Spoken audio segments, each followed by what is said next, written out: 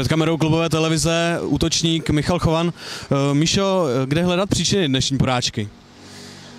Tak myslím si hlavne, že v tom nepremenianí šanci. Bolo tam do šanci, presilovky, mali sme dať góly. Škoda tých bodov, ale musíme ísť ďalej. V první třetině, jak jsi říkal, hromada šancí. Na čem to stroskotalo? Tak neviem, taký kľud zakončený tam chýbal, ale troška šťastia. Myslím, že na tom. Přerov vlastně hned po tom, co odezněly ty časté jejich vylučování, skóroval. Nebylo to možná tím, že jste se trošku ukolíbali v těch přesilovkách?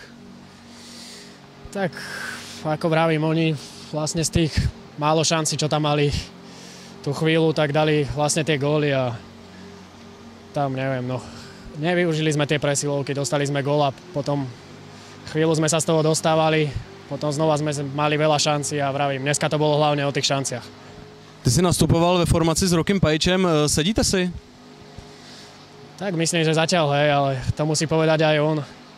Vravím, musíme dávať góly, dneska nám to tam padlo, ale mali sme, vravím, viac šancí a chýbal taký kľud zakončený. Ve třetí třetině už bylo utkání docela nervózní, z čeho to vyplynulo? Tak vravím, dostávali sme sa k ním do pásma, hrali sme u nich. Tam myslím, že bolo viac tých faulov na nás a potom u nás v pásme, keď sa dostali k nám, bola tam nervozita pred bránou.